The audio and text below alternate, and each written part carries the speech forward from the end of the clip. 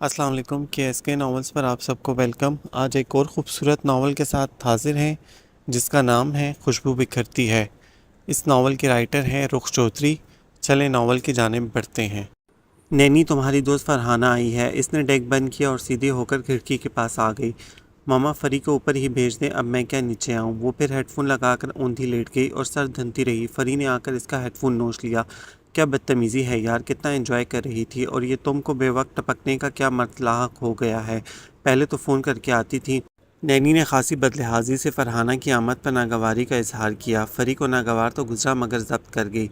ये क्या हो रहा है, कल पेपर है और मोहतरमा एंजॉय कर रही हैं म्यूज़िक। ओहो, एक तो तुम्हें टॉप करने का बड़ा शौक़ है, एग्ज़ाम को हवा की तरह सवार कर लेती हो और दूसरों पर भी मुसलत करती हो। पेपर पेपर वो चिढ़ कर उठ बैठी। नैनी कैसी बातें करती हो, फाइनल ईयर है हमारा, BSc की डिग्री लेनी है कि नहीं। फरहाना कुशन गोद में रखकर इसे देखने लगी जो अभी कैसेट्स बदल बदल कर देख रही थी। क्या करना है तुम्हें BSc की डिग्री लेकर? ज़्यादा से ज़्यादा अलमारी में बंद रहेगी या फिर ज़रूरतमंदों के लिए 3-4 हज़ार की जॉब का काम दे सकती हो जो हमारा माली लेता है। इससे ज़्यादा क्या अहमियत है डिग्री की। मैं तो FSc के बाद ही छोड़ देना चाहती थी मगर एहतशाम के 2 साल अभी बाकी थे। मामा ने कहा तुम भी BSc कर डालो। मैंने तो एहतशाम के इंतज़ार में BSc कर डाली, वरना डिग्री की मुझे ज़रूरत थी न तलब। इसके लहजे में उकताहट और नखूत थी। फरहाना इसे देखने लगी। नैनी ज़रूरी तो नहीं कि इल्म ज़रूरतन ही हासिल किया जाए और डिग्री की कीमत जॉब की ही सूरत में वसूल की जाए। अरे इल्म तो इंसान को जीना सिखाता है, शऊर बख्शता है और डिग्रियां तो एजाज़ हुआ करती हैं। अच्छा बाबा कान मत खाओ, ये बताओ तुम्हारी तैयारी कैसी है पढ़ाकू। यार मुझसे तो ये फ़िज़िक्स पढ़ी ही नहीं जाती। बस हो गई है तैयारी, खुदा का शुक्र है अच्छी हो गई है। तुम बताओ तुम्हारी कैसी तैयारी है। अरे भाई मेरी तैयारी भी हो रही है। कल मामा के साथ बुटीक गई थी, बड़ी अच्छी चीज़ लाई हूँ, मल्टी कलर्स में बेहद नफीस लग रहा है। मामा प्यारी मामा, ज़रा नसरीन के हाथ मेरा नया सूट भेज दें। और फिर वो इसे अपने कपड़े मैचिंग ज्वेलरी वगैरह दिखाने लगी तो फरहाना ने ज़ोर से इसका कान मरोड़ा। मैंने तुम्हारी तैयारी नहीं, तुम्हारे पेपर की तैयारी का पूछा है। ओह अच्छा हाँ, इसकी भी तैयारी है, अभी दिखाती हूँ। नैनी एक बार फिर अलमारी की तरफ बढ़ी। ये देखो तैयारी, तमाम गैस के सवालात के जवाबात हैं और मेरा गैस तो तुम जानती हो 100% होता है। क्या कहा, तुम नकल करोगी? फरहाना ने इन बेशुमार फर्रों की तरफ देखा जो नैनी ने तैयार किए थे। हाँ तो क्या हुआ, सारी दुनिया करती है और लड़के तो पास ही नकल करके होते हैं। यानी अगर एक हमने कर ली तो क्या क़यामत हो जाएगी। नैनी तुम्हारा दिमाग दुरुस्त है कि नहीं, कुछ पता है अब कितनी बार चेकिंग होती है। पकड़े गए तो इंसल्ट होगी ही, 3 साल के लिए बाहर, खबरदार जो ऐसी हरकत की होगी। फरहाना ने इसे बुरी तरह सरजंश की। अरे कुछ नहीं होता, सब करते हैं, कोई नहीं पकड़ा जाता।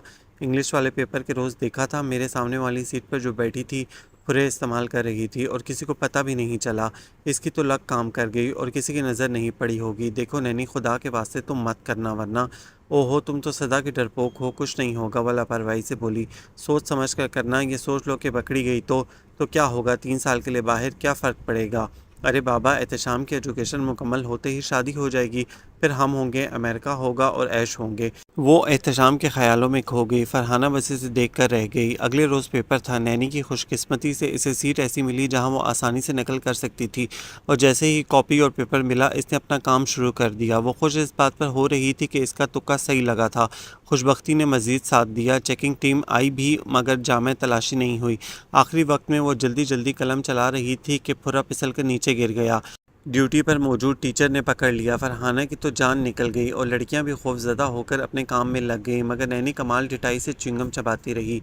बीबी, आपको मालूम है आपका पेपर कैंसिल भी हो सकता है और आपको 3 साल के लिए बाहर भी किया जा सकता है। आपकी मर्ज़ी है मैडम। वो बेनियाजी से च्युइंगम चबाती रही। कोई डर खौफ, कोई नदामत शर्मिंदगी नहीं थी। व्हाट, आपको अंदाज़ा है कह क्या रही हैं आप?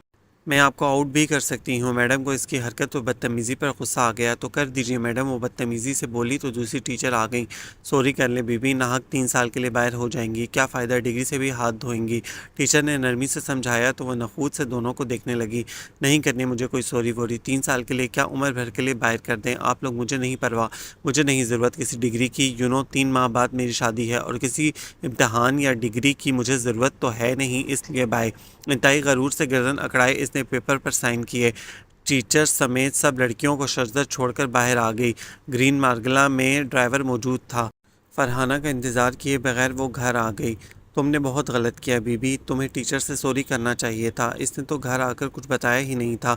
फरहाना ने आकर लताड़ा तो मामा को खबर हो गई कि लाडली बेटी क्या कारनामा अंजाम देकर आई हैं। व्हाट मामा, मैं टीचर से सॉरी करती? آپ کو معلوم ہے میں کسی سے سوری نہیں کرتی۔ وہ اوندھی لیٹی بغیر کسی ملال کے چلغوزے کھا رہی تھی۔ کتنی بدتمیز ہو تم نینی، میڈم نے کتنے پیار سے بات کی تھی اور تم نے ان سے بدتمیزی کی۔ اگر میڈم سے سوری کر لیتی تو اچھا ہوتا۔ پھر وہی بات، نہیں کرتی میں کسی سے سوری۔ استاد کم نہیں ہوتے، استاد تو والدین کی طرح ہوتے ہیں۔ او ہو فری، ایک تو میں تمہاری مڈل کلاس سوچ سے بڑی تنگ ہوں۔ ہر وقت ڈر، خوف، احتیاط، یہ نہ ہو جائے وہ نہ ہو جائے۔ اب کیا ہوگا نینی؟ تم 3 سال کے لیے آؤٹ ہو گئی ہو، تمہیں کوئی احساس نہیں؟ 3 سال کے لیے تم؟ فرحانہ کو غصے کی حد تک حیرت ہو رہی تھی۔ سو واٹ بابا، کیا قیامت آ گئی ہے؟ میری شادی ہو جائے گی، کس چیز کی کمی ہے؟ کم آن چلو آج ہم ذرا گھومنے جائیں۔ نینی کو کسی قسم کا کوئی ملال نہیں تھا، وہ حسب معمول فریش تھی۔ اٹھ کھڑی ہوئی، ہرگز نہیں، تمہیں ڈگری کی ضرورت نہیں، مجھے تو ہے اور میرے ابھی پیپرز باقی ہیں۔ میں تو گھر جا رہی ہوں، ڈرائیور آ گیا ہے، خدا حافظ۔ نینی نے معاشرے کے جس طبقے میں آنکھ کھولی تھی وہاں عیش و عشرت کا نام زندگی ہوتا ہے، کسی مجبوری یا ضرورت کا دخل نہیں ہوتا۔ 2 بھائیوں کی اکلوتی بہن ضرورت سے زیادہ لاڈلی تھی، خواہش لبوں کی حد عبور کرنے سے قبل تکمیل کی منزل تک پہنچ جاتی۔ عیش و عشرت، اکلوتے پن کے احساس اور لاڈ پیار نے نینی کو کافی حد تک مغرور اور خودسرد کر دیا تھا۔ جو چاہا سو پایا والی زندگی نے اسے بگاڑ دیا تھا۔ پڑھائی کی طرف اس کا شروع ہی سے رجحان نہیں تھا، مارے باندھے وہ پڑھ رہی تھی۔ اب بھی 3 سال باہر ہو جانے کا اسے قطعی ملال نہیں تھا، ویسی ہی خوش اور پرسکون تھی۔ احتشام اس کا خالہ زاد بھی تھا، پسند بھی تھا اور اب کچھ عرصے میں دونوں کی شادی بھی ہونے والی تھی۔ اسے کسی اور بات کی پرواہ ہی نہیں تھی۔ ماما ماما جلدی کیجیے، شاپنگ کرنے نہیں جانا؟ او نو۔ وہ جلدی جلدی سیڑھیاں اترتی آ رہی تھی مگر ثاقب پر نظر پڑتے ہی اس کا منہ بن گیا۔ ثاقب کا قصور یہ تھا کہ وہ اس کا پھپھو کا بیٹا تھا جن کی قسمت ان کو متوسط گھرانے میں لے گئی تھی، اور اس کی دوسری ناقابل معافی خطا یہ تھی کہ وہ اسے پسند کرتا تھا۔ گو کہ اس نے بھی اظہار تو نہیں کیا تھا مگر پھر وہ جو کسی نے کہا ہے کہ عشق اور مشق چھپائے نہیں چھپ سکتا، یہی معاملہ ثاقب کے ساتھ تھا۔ خیر چاہنے والے کسی کو برے تو نہیں لگتے مگر نینی جیسی سطحی سوچ رکھنے والی لڑکی کے لیے ثاقب کی مڈل کلاس محبت بھی توہین تھی۔ اس کی اور تیسری خطا ثاقب کی یہ تھی کہ ثاقب اردو ادب میں ٹاپ کر لینے کے بعد یونیورسٹی ہی میں ٹیچر بن گیا تھا۔ اتنی بہت ساری باتیں جو ثاقب کے خلاف جاتی تھیں، وہ کیسے اسے برداشت کرتی؟ اس وقت بھی وہ لاؤنج میں بیٹھا تھا، اس پر اچٹتی سی نگاہ ڈال کر دل کو تھام کر رہ گیا۔ سیاہ لباس میں وہ بے حد حسین لگ رہی تھی۔ وہ پہلو بدل کر رہ گیا۔ شاپنگ کا پروگرام ملتوی کرنا پڑے گا بیبی۔ کیوں ماما؟ اس نے بور سا منہ بنایا۔ اس لیے کہ کوئی گاڑی بھی فارغ نہیں۔ او نو، یہ کیا بات ہوئی؟ ماما پاپا کو معلوم تو تھا کہ آج شاپنگ پر جانا ہے۔ اسے سخت غصہ آ رہا تھا، سارا موڈ خارج ہو کر رہ گیا تھا شاپنگ کا۔ مامی اگر شاپنگ اتنی ضروری ہے تو میں فارغ ہوں، میری گاڑی پر چلیے۔ ثاقب نے جھٹ بڑے خلوص سے اپنی گاڑی کی پیشکش کر دی تو نینی نے اسے یوں دیکھا گویا اس کا دماغ چل گیا ہو۔ واٹ، ہم آپ کی گاڑی کم کھٹارہ میں جائیں گے؟ جو اول تو سٹارٹ ہی منتوں مرادوں کے بعد ہوگی، اور ہو بھی جائے تو کچھ دور جا کر دمے کے مریض کی طرح رک کر لمبے لمبے سانس لینے لگتی ہے، اور اس کا کلر، او نو، ہرگز نہیں جاؤں گی میں تو اس گدھا گاڑی پر۔ نینی فطرتاً ہی خود غرض اور سطحی سوچ کی مالک لڑکی تھی، اس کی کسی بات سے کوئی ہرٹ ہوتا ہے تو ہوا کرے، اسے پرواہ کب ہوتی تھی؟ اس وقت بھی وہ اپنی ترنگ میں ثاقب کے چہرے پر سے گزرتے ہوئے سائے نہیں دیکھ پائی تھی۔ ثاقب نے ایک گہرا سانس لیا، میز پر رکھی چابی اٹھائی اور اٹھ کھڑا ہوا۔ ٹھیک ہے مامی، پھر میں چلتا ہوں۔ ثاقب بیٹا کھانا تو کھا کر جاتے۔ ساجدہ بیگم نے ایک خفا سے نگاہ نینی پر ڈالی جو مزے سے چلغوزے کھا رہی تھی، پھر شرمندہ سے انداز میں ثاقب کو دیکھنے لگی۔ نہیں مامی شکریہ، بھوک نہیں۔ ثاقب نے ایک نگاہ لاپرواہ سی نینی پر ڈالی اور آگے بڑھ گیا۔ نینی تمہیں کتنی بار سمجھایا، ثاقب سے اس طرح مت پیش آیا کرو، کوئی تمہارا ملازم نہیں، تمہارا سگا پھوپھی ذات ہے۔ ثاقب کے جاتے ہی ساجدہ بیگم نے اسے آڑے ہاتھوں لیا۔ کاش کہ نہ ہوتے وہ میرے سگے پھوپھی ذات۔ حلیہ دیکھا ہے آپ نے ان کا؟ ہوں، 3rd کلاس۔ ماما یہ آپ لوگوں کو اپنی کلاس میں پھپھو کے لیے کوئی رشتہ نہیں ملا تھا؟ سچ بتانے میں بھی شرم آتی ہے۔ وہ برملا اپنی نفرت کا اظہار کر رہی تھی۔ کیا تھا تمہاری پھپھو کا رشتہ؟ اپنی ہی کلاس کے ایک لینڈ لارڈ سے، اس نے دوسرے ہی سال طلاق دے کر گھر بھیج دیا تھا، بچہ بھی چھین لیا تھا۔ کیا ماما یہ پھپھو کی دوسری شادی ہے؟ یہ راز تو آج پتہ چلا تھا اس کو۔ ہاں دوسری ہے۔ پھر ماما نے اسے ساری داستان سنائی مگر کسی سبق کے بجائے اس کا نقطہ نظر تھا کہ ان کی شادی پھر کسی اچھی فیملی میں ہو سکتی تھی۔ بیٹا ہمارے ہاں لڑکی کسی بھی کلاس کی ہو، پہلی شادی کی ناکامی اور طلاق کے بعد بے وقت ہو جاتی ہے، اور پھر یہ تو قسمت کی بات ہوتی ہے، خدا نے جہاں جس کے ساتھ نکاح لکھا ہو اس کے ساتھ ہو کر رہنا ہے۔ ساجدہ بیگم افسردہ سی ہو گئیں۔ توبہ ہے، چھوڑے ماما، کیسی بوریت ہو رہی ہے؟ کیا مشکل ہے؟ کوئی گاڑی بھی؟ ارے میرا خیال ہے پاپا آ گئے۔ وہ اکتا کر بول ہی رہی تھی کہ پورچ میں گاڑی رکنے کی آواز پر وہ اچھلتی ہوئی باہر بھاگ گئی۔ ہاں ہیلو احتشام، تمہاری آواز بالکل بھی نہیں آ رہی۔ وہ یہاں سے چلا رہی تھی مگر احتشام کی آواز اسے بالکل سنائی نہیں دے رہی تھی۔ اچھا میں رکھتی ہوں، دوبارہ کرو۔ تنگ آ کر اس نے ریسیور رکھ دیا اور پھر احتشام کے فون کا انتظار کرنے لگی۔ تھوڑی دیر کے بعد اس کا فون آ گیا۔ ہاں شکر ہے اللہ کا، اب آواز ٹھیک آ رہی ہے۔ کیا پرابلم ہے؟ تم کیوں نہیں آ رہے؟ یہاں میں سخت بور ہو رہی ہوں۔ ایک تو تمہاری پڑھائی ختم ہو کے نہیں دے رہی، میری سمجھ میں نہیں آتا کہ تمہیں ڈگریاں لینے کی کیا ضرورت ہے۔ انکل کا اتنا بڑا بزنس تمہارا ہی تو ہے۔ پھر نہ جانے کتنی ہی دیر وہ اس سے باتیں کرتی رہی، آنے کی تاکید کرتی رہی۔ وہ تو ابھی بھی لگی رہتی کہ دروازے پر مستقل دستک کی وجہ سے اسے احتشام کو خدا حافظ کہنا پڑا۔ کیا مصیبت ہے؟ 2 منٹ بات بھی نہیں کرنے دیتے وہ آنٹی آپ؟ وہ اس وقت غصے میں تھی۔ ملازم ہوتا تو ہاتھ بھی جڑ دیتی مگر وہاں اس کی پھپھو صدیقہ تھیں۔ ثاقب بھی ساتھ تھا۔ وہ برا سا منہ بنا کر رہ گئی۔ ہاں بیٹی میں ہوں، مجھے تو آج ہی ثاقب نے بتایا کہ تمہارا پیپر کینسل ہو گیا اور یہ کہ مجھے 3 سال کے لیے آؤٹ کر دیا گیا۔ مسٹر ثاقب یہ بات آپ پمفلٹ چھاپ کر سارے زمانے کو ایک ہی بار کیوں نہیں بتا دیتے؟ وہ خون خوار انداز میں ثاقب کی جانب مڑی تو کھسیانہ سا ہو گیا تھا۔ اس نے یوں ہی تذکرہ کر دیا تھا، اسے کیا خبر تھی کہ امی یوں آ کر اس سے ذکر کر دیں گی؟ میں نے تو بس یوں ہی ذکر کر دیا تھا، امی تو بس۔ ارے تو یہ معمولی بات تو نہیں تھی کہ یوں ہی ذکر کر دیا تھا؟ میری بچی کے 3 تعلیمی سال برباد ہو گئے اور پھپھو مجھے کوئی پرواہ نہیں ان سالوں کی۔ ایک انداز سے نفرت اور حقارت برس رہی تھی اس کے۔ نین تارا، جب انسان کو پرواہ ہوتی ہے نا تب تک وقت اس کے ہاتھوں سے ریت کی طرح پھسل کر پچھتاوے کی گرد چھوڑ کر جا چکا ہوتا ہے۔ ثاقب کی گہری بات پر اس نے تل ملا کر اسے دیکھا مگر پھپھو کا خیال کر کے چپ رہی جو اب واپس جا رہی تھیں۔ مسٹر ثاقب اپنا فلسفہ، اپنی استادی، اپنی شاعری اپنے پاس ہی رکھیے۔ میں سب جانتی ہوں آپ کیا چاہتے ہیں، میری سمجھ میں نہیں آتا کہ اب میری زندگی میں احتشام کے علاوہ کوئی نہیں۔ پھر بھی وہ زچ ہو کر خاصی حقارت سے کہہ رہی تھی اور وہ اس کو بغور دیکھ رہا تھا۔ اور احتشام تمہاری زندگی میں کیوں ہے یہ بھی جانتا ہوں میں، کیونکہ جذبوں کی اپنی ایک خوشبو ہوتی ہے، چمک ہوتی ہے، لیکن تم تو جذبوں کی ان ملاحتوں سے عاری ہو۔ شٹ اپ ثاقب، تم جیسے ہی جلتے ہیں۔ تم نے کبھی سوچا بھی ہے تمہاری حیثیت کیا ہے؟ بس ساری عمر استادی شاگردی میں گزار دو گے اور اپنی اس کھٹارا فوکسی کو دھکے دے کر۔ سنو ثاقب، کبھی بھول کر بھی میرے اسٹینڈرڈ کی لڑکی کا خواب نہ دیکھنا، اس لیے کہ اتنے اونچے خواب کی متحمل نہیں ہو سکتی تمہاری آنکھیں۔ وہ انتہائی نفرت اور حقارت سے ثاقب کو دیکھ رہی تھی۔ تم قابل مذمت نہیں، قابل رحم ہو نینی، بے حد قابل رحم ہو۔ میں اور کچھ نہیں کہہ سکتا۔ Shut up and get lost. وہ چلائی تو وہ وہاں سے آ گیا۔ ہوں، 3rd کلاس جیلسی ہے احتشام سے، اور اگر میری زندگی میں احتشام نہ بھی ہوتا تو بھی ثاقب عمر تم جیسے کو میں ہرگز گھاس نہ ڈالتی۔ اس نے میز کو یوں ٹھوکر ماری گویا ثاقب کو ٹھوکر مار رہی ہو۔ ثاقب سے اسے پہلے ہی چڑ تھی مگر جب سے پتہ چلا تھا کہ وہ اسے چاہتا تھا تب سے اسے اور بھی چڑ ہونے لگی تھی۔ زیادہ غصہ اسے اس بات پر تھا کہ ثاقب نے اسے چاہنے سے پہلے اپنی حیثیت اور اس کے اسٹینڈرڈ کو کیوں بھلا دیا، مگر اپنی دولت اور حسن کے نشے میں مدہوش اس حقیقت سے شاید ناآشنا تھی۔ جذبوں کی خوشبو تو آپ ہی کہیں سے آتی ہے اور چھا جاتی ہے۔ وہ اپنی خودسری میں اتنی مکمل تھی کہ اسے کسی کا دل ٹوٹنے کا نہ تو احساس ہوتا تھا اور نہ ہی ملال ہوتا تھا۔ اس کی شادی کی ڈیٹ طے ہو چکی تھی، وہ بھی زندگی کی خوشیاں سمیٹنے میں لگی ہوئی تھی۔ احتشام کے کہنے پر اس نے بھائیوں کے برابر اپنا حصہ بھی وصول کر لیا تھا۔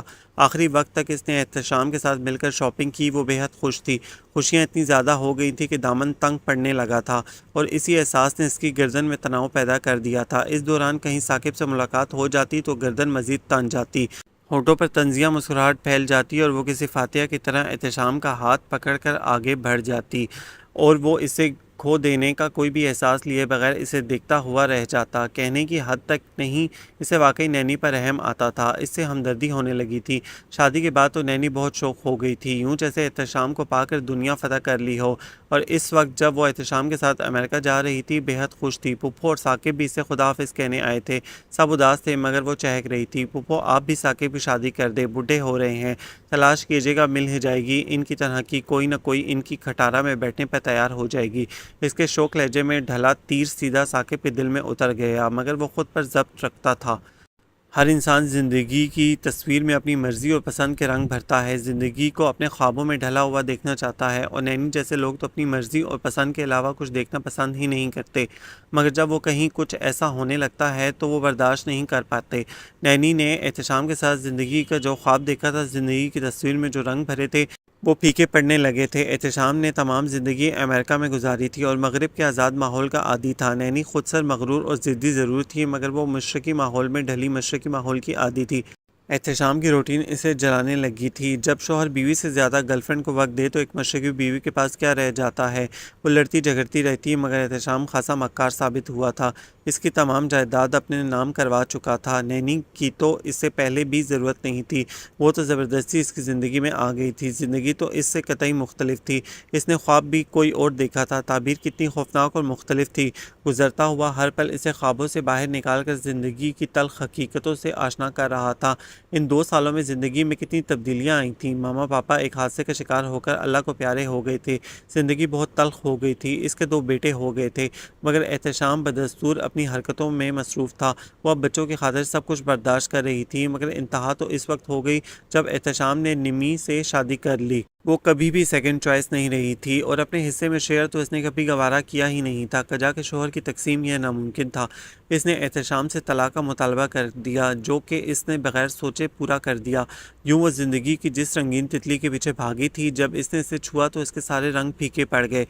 اب وہ خالی ہاتھ 2 بچوں کو لیے جب باپ کے گھر آئی تو اس نے بھائیوں اور بھابھیوں کے جملے سنے کہ سب کچھ تو لے گئی تھی، اپنا حصہ لے کر گئی تھی، اب کیا رکھا ہے اس کا یہاں؟ ہم سے یہ نہیں ہو سکتا کہ اس کو بھی پالیں اور اس کے بچوں کو بھی، ہمارے بھی بچے ہیں۔ ٹھیک ہے آمنہ، تم بھی ٹھیک کہہ رہی ہو کہ وہ اپنا حصہ لے چکی ہے، مگر اب وہ کہاں جائے گی؟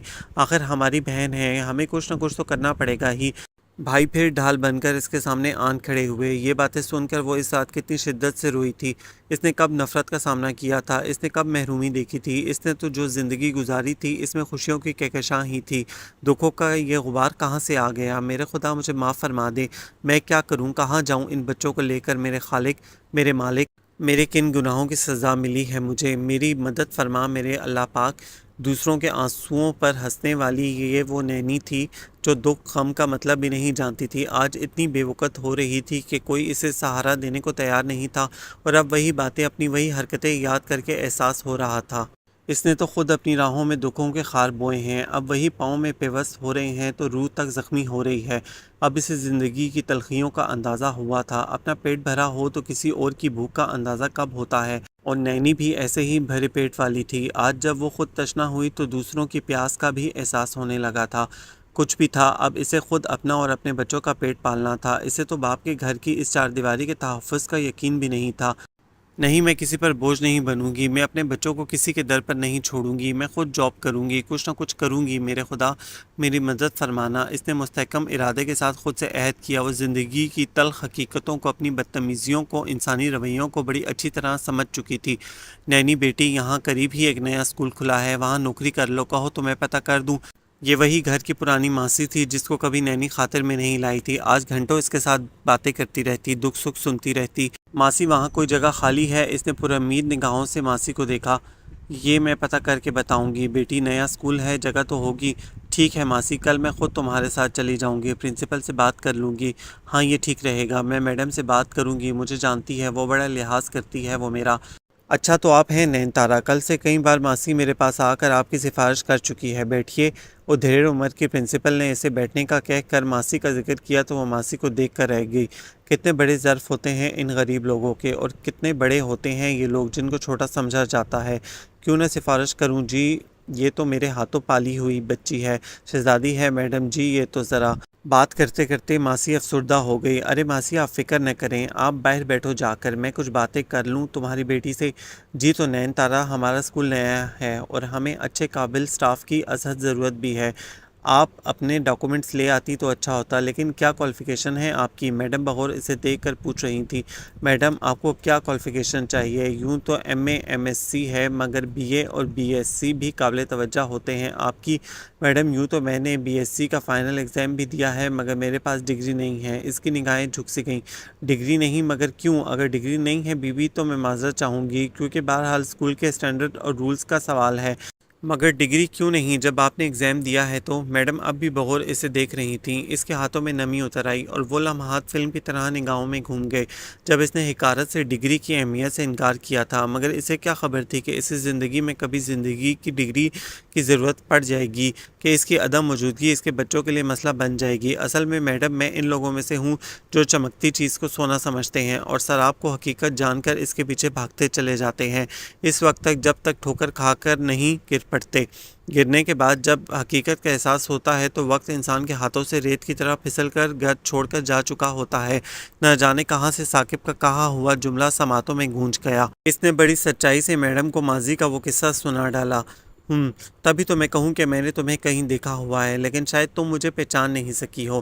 نین تارا، میں وہی ٹیچر ہوں جس کے ہاتھوں یہ خوشگوار کام ہوا۔ جی میڈم، آپ؟ اب نینی چونک کر میڈم کو دیکھ رہی تھی۔ ہاں نین تارا، زندگی بھی کتنی عجیب ہے، کہاں سے پہنچا دیتی ہے انسان کو۔ دراصل نین تارا، اس وقت ہمارا ایسا کوئی ارادہ نہیں تھا تمہیں آؤٹ کرنے کا، میں یا تو ایسا سوچ بھی نہیں سکتی تھی۔ تمہاری بدتمیزی کے باوجود ہم نظر انداز کر دینا چاہتے تھے، مگر جب تم نے خود کہا کہ تمہیں ڈگری کی ضرورت نہیں، تمہاری شادی ہونے والی ہے، تب ہمیں بھی غصہ آ گیا۔ آخر ہم بھی انسان ہیں، مگر خدا جانتا ہے یوں کسی کی بربادی کا ہم سوچ بھی نہیں سکتے تھے، مگر تمہارے رویے نے یہ سب کیا۔ میڈم کو اس واقعے نے واقعی دکھ دیا تھا، ایک عرصے تک اس کا اثر بھی رہا۔ اب وہ نادم سی تھی نین تارا کے سامنے، اس وقت جب ہر طرف پھول ہی پھول تھے، خوشبو کے۔ میں سمجھی شاید زندگی اسی کا نام ہے، مگر اس شادی نے، جس کی وجہ سے میں نے آپ لوگوں کے ساتھ بدتمیزی بھی کی، ڈگری بھی گوائی، اس نے مجھے عرش سے فرش پر پٹک کر زندگی کی حقیقتوں سے آشنا کر دیا ہے۔ آج پتہ چل رہا ہے کہ تعلیم اور ڈگری کتنی ضروری ہے ایک لڑکی کے لیے۔ آنسو پچھتاوے کی صورت میں ڈھلے اس کے دامن میں جذب ہو رہے تھے۔ میڈم اس کے قریب آ گئیں۔ اللہ تعالیٰ کو تکبر اور غرور بے حد ناپسند ہے بیٹی۔ اگر اللہ تعالیٰ کسی انسان کو اپنی نعمتوں سے نواز دیتا ہے تو اس کا یہ مطلب ہرگز نہیں ہوتا کہ وہ کوئی اعلیٰ پائی کی چیز ہے، یا دوسرے انسانوں سے افضل ہے، یا وہ اپنے اعمال کی وجہ سے خدا کو اتنا پسند ہے کہ وہ اللہ کے انعامات کا حقدار ہے۔ انسان جب اللہ کے احسانات کو بھلا کر زمین پر اکڑ کر چلتا ہے تو زمین اسے گرا دیا کرتی ہے۔ بالکل میری طرح میڈم، بالکل میری طرح میں بھی تو اکڑ کر چلتی تھی زمین پر، خدا کے احسانات کو حق سمجھتی تھی، احسان کا شکر ادا نہیں کرتی تھی۔ تب ہی تو وہ بری طرح رونے لگی۔